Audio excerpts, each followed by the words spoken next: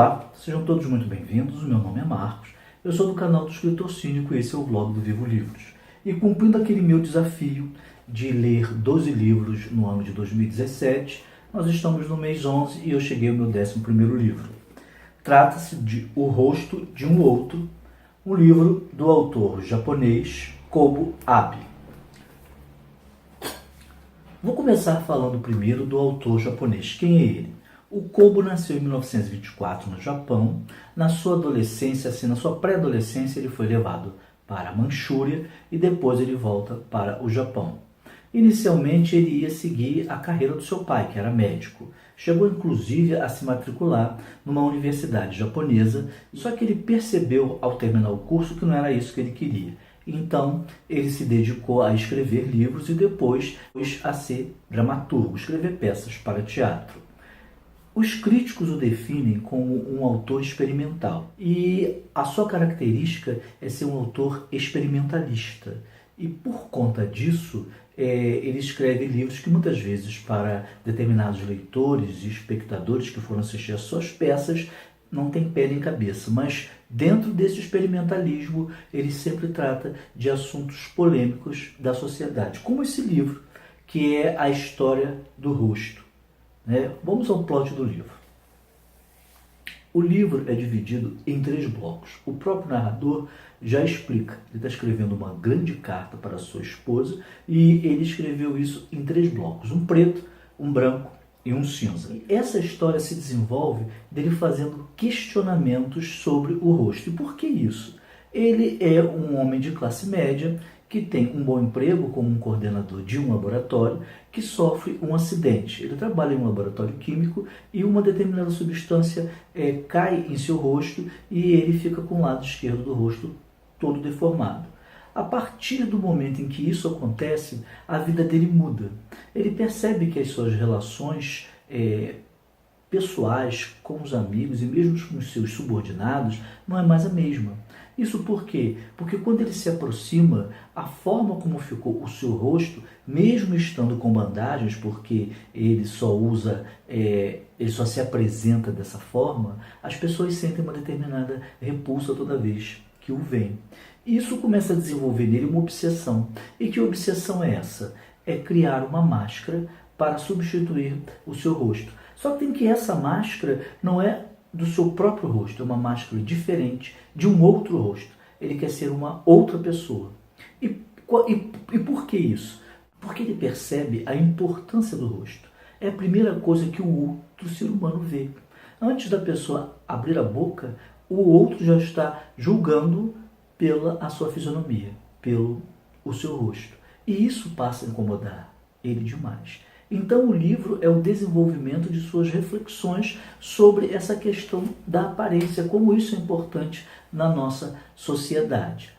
Bem, esse é o plot do livro e o que esse acidente e essa obsessão por ter um novo rosto faz na vida do personagem, a ponto de fazê-lo se distanciar da sua esposa. Ele é casado e sem filhos, mas essa sua obsessão e essa sua vergonha por não ter mais um rosto como os outros têm, faz com que ele também se distancie dela, criando longos silêncios entre os dois. A vida dos dois passa a ser burocrática, deixa de ser uma vida de um casal comum.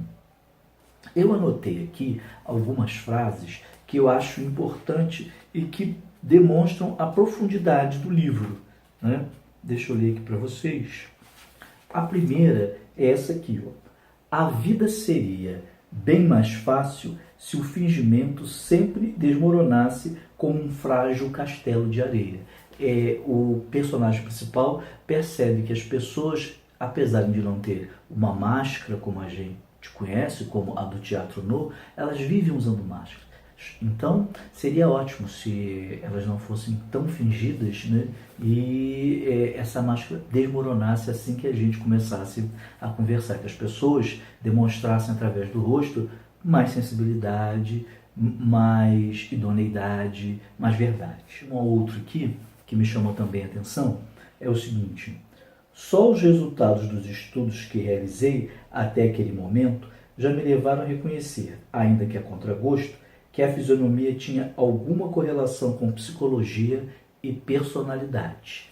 Então, a fisionomia não é só o olho, a boca, o nariz e os músculos da face. Ela também está cheia de personalidade. Então, quando você conhece uma pessoa, você está conhecendo também e está vendo o rosto dessa pessoa, você está vendo também a sua personalidade. E um outro aqui para finalizar, que sintetiza essa outra frase que eu disse, que é o seguinte: disfarces que ocultam o rosto não passam de brincadeira de mau gosto que contraria o que foi convencionado para o rosto. Uma espécie de magia que, ao obliterar a face, oculta também o espírito. Então, ele estava falando justamente em relação às mulheres que usam muita maquiagem. Isso faz com que, ou então homens que usam barba, bigode, isso faz com que você oblitere o rosto. Ou seja, você oculte ele do jeito que ele é. E quando você faz isso, você também está ocultando o seu espírito, a sua alma. Então o livro tem essas reflexões o tempo todo, são 284 páginas e são 284 páginas de reflexão. Mas é importante deixar claro um ponto: é um livro para aqueles que estão dispostos a sentar, ler e refletir. Por quê?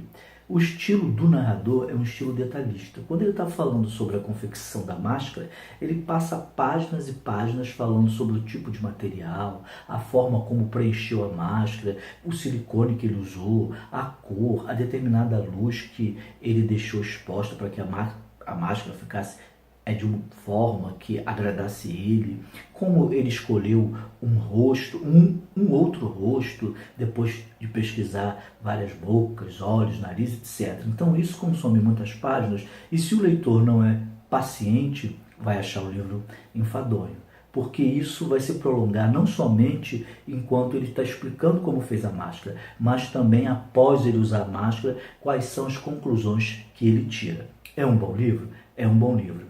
É um livro difícil de ler, por vezes enfadonho.